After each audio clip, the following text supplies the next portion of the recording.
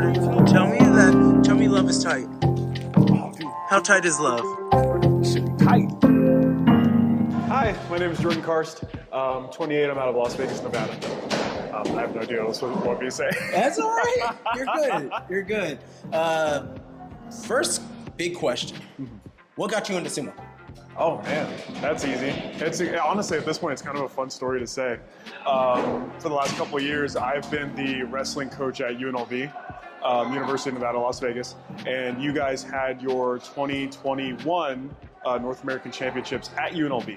I want to say about maybe a month or so before, Kelly Knighting had reached out and said, hey, this is what's going on. We're having it at your venue. Do you guys possibly have a mat or maybe someone you can connect us with? That way we can have something under the dojo.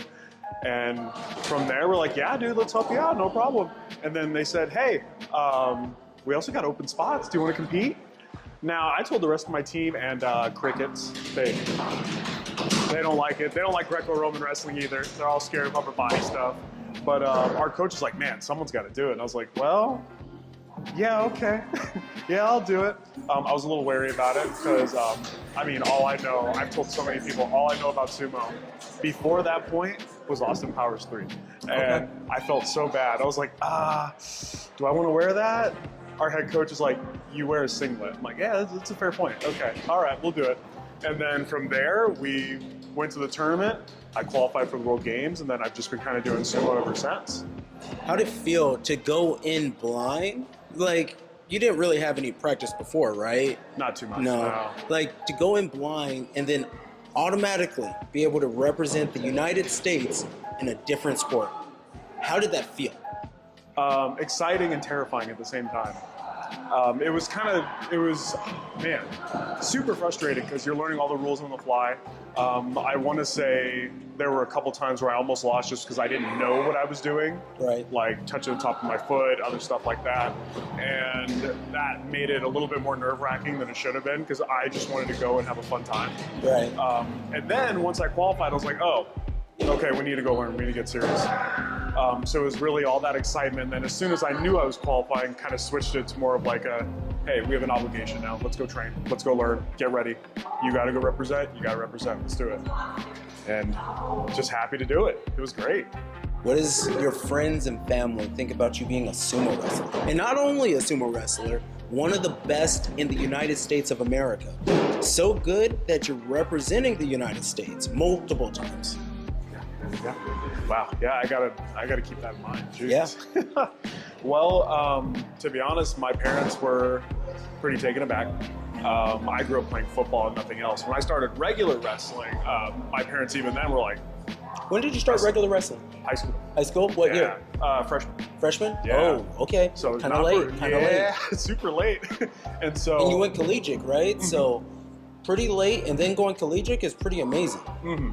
Excellent coaching staff. I had a really great coach. He also put me through like 2 workouts a day. What was your coach's name? Stephen White. School? Oh, Centennial High School. Okay. Dude's awesome. Is he still there? No, he quit. He's actually a firefighter now for Henderson Fire Department. Okay. Dude's awesome. Solid dude. But he thought it was incredible. He's like, yeah, do it. That sounds great. We already love when you throw around big guys. Keep throwing around big guys. Mom was terrified. Stepdad was laughing. So he's like, that's so out of nowhere. Why? Yeah. I'm like, we're doing it. And then after that, with everybody, it's either a like kind of a head cock and, huh, really? Or like a, wow, that's unbelievable. It's usually one or the other, never in between. Right. So it's pretty awesome. I kind of like that, seeing that reaction. It's kind of fun. I've been doing a new thing where I'm asking them your favorite matches, your favorite match in a tournament. It could be maybe, I feel like it's going to be a Karinga match because you guys have pretty epic matches. But what's your favorite match that you've ever done? Well, it's hard to say. Yeah, because I mean, you're right. You're not wrong. Because there are a couple, and I don't mean this in a bad way, there are a couple people that where I see them at a tournament, I'm like, okay, I'm going to get better today by going against him, him, and him. There's no ifs. It's only wins. We're going to see at some point. I get to work. I get to get tested a little bit, which I love. So going against Edo in Switzerland or Karinga literally everywhere I go, I love it. I need that. But to be honest, the coolest match ever was at the World Games against Mongolia. That was incredible. Can you describe what happened? Yeah, my foot actually kind of slipped on the tachi, so I was a little slow against him, but I was low enough to where I caught him, and then I slightly panicked. Wrestling took over, and so I came over on a club. I circled his head to the outside, I kept going, and I moved and I put him on a snap down. And everyone was laughing at me back home. Even my coach texted me, he's like, you know, all you did was wrestle. I'm like, yeah, I know, I don't know, I just reverted. I panicked. He's like, nope, that's how it should be. Did you see it? I'm sure you've watched that match multiple times, but your composure afterwards was pretty magical. Because there was a little bit of, I can't believe what I just did, and hold my shit together. Yes, yep. Through high school, through collegiate, even wrestling here and there at the US Open for freestyle and Greco, I've had many coaches, many teams where it's like, hey, we're not big on the rah-rah kind of stuff, not big on losing it. Shake hands or bow, do your thing, get off the mat, get off the dojo, go celebrate that. Right. And that's been something, even if I'm not thinking about it, that's just natural habit at this point. Awesome. Who is your favorite amateur sumo wrestler? And it could be anyone international, can't be yourself. Oh, no. Can't be yourself. I just have to say that because I know you're a movie star now, so. Man. No, it's not gonna be myself. Honestly, if there's anybody who I love watching and always surprises me, it's gotta be Josh. Josh Crook? Yeah. I love it because he's so tall and lanky, but he's strong as all. Oh, I know. Oh my gosh. And you wouldn't believe it, and he's super nice, but always watching him, then even going against him in some practices and even maybe like before tournaments and stuff, it's fun to go against him. He's strong and lanky, so it's hard to like, oh my God, this long stick of an arm, The get it? leverage is different. Yeah. It's different because he's long and he's put on a little bit of mass too recently. So it's different than just a lanky nobody. It's like he's always there. He's always there. It's almost like doing jujitsu with a long guy, right? You're like, yeah, everywhere I go, he's kind of attached to me.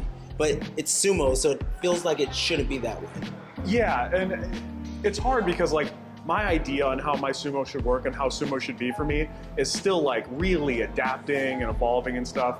So the more often where I see people like that or people who have their own like unique style, their way of doing things, really just messes my whole view up. I'm like, God, okay, take that into account. Okay, yeah, people can do this, take it into account. It's a lot, but it's wonderful, I love it. Who's your favorite professional sumo wrestler? Well, I don't know if I'm saying his name right, so I do apologize, but even getting ready for this or any tournament I was doing middleweight, I would watch Enho. Yes. I like the way he moves. I like what he goes for. I respect the smaller guys, slamming the big boys. Yeah. I love watching them. Okay. I'll sit there on YouTube for like 2 or 3 hours just. I feel like 90% of the sumo community love him, right? They love him. I haven't found a single person that's like, Enho's garbage. Not a single person. Oh, you know I what don't I mean? think so. He's awesome. Oh, I'd love to meet him. He's so cool. Oh, I know. I feel like we're in the right place, but it's not going to work out. Where is he? I don't know. Where are you, Enho? Enho, where are you? We need you. Why do you continue to do sumo? We all have injuries. We all have responsibilities. True. You're acting, you're voice acting, you have a girlfriend, you're a wrestling coach. You probably have another job because I feel like all those other jobs don't add enough money. So I'm sure you have another one. Trust me, I'm in the same boat. Yeah. So with all of that, you have to find time, you have to save money, you have to fly halfway across the world. Totally. If you're doing a tournament, you got to fly most likely to a different state, you know? So why? Well, and this has always been the biggest thing when I started stepping back from competing in like freestyle. Sure, working out's great, and working out kind of gives me that fix I need of like being physical and stuff and getting out and moving, but there's nothing like competing. And that's the hardest part of it. I've told myself, oh, you know, we'll start stepping back, we'll start relaxing a little bit, focus on the coaching. I've said that maybe 20 times now over the last like 5 years, and it doesn't get easier. It's hard. I truly love competing. I love the camaraderie. I love all the energy, the excitement, and the aggression for about, depending on the style, maybe like at max 8 minutes, and then everybody's just having a great time. it's hard to get it rid of. There's nothing like it. Right? It's pretty amazing. Pretty amazing. Well, guys, if you're like me, when I started off as an athlete, I wasn't very good at football. It's the biggest sport in America, but you know, it's really tough to get good at it. It takes a lot of time. Wrestling, especially sumo, it's the best way to do it. You learn your 5-yard drive, you learn how to use your hands, you learn how to be aggressive, you learn dedication, and you learn how to work hard. That's really more than I could say. You do those things, even if sumo's not your thing and you want to be a college player or an NFL player, that's the key there. That's everything everyone's looking for. So give it a shot. You might like it. Awesome. Thanks, man. Of course. My pleasure.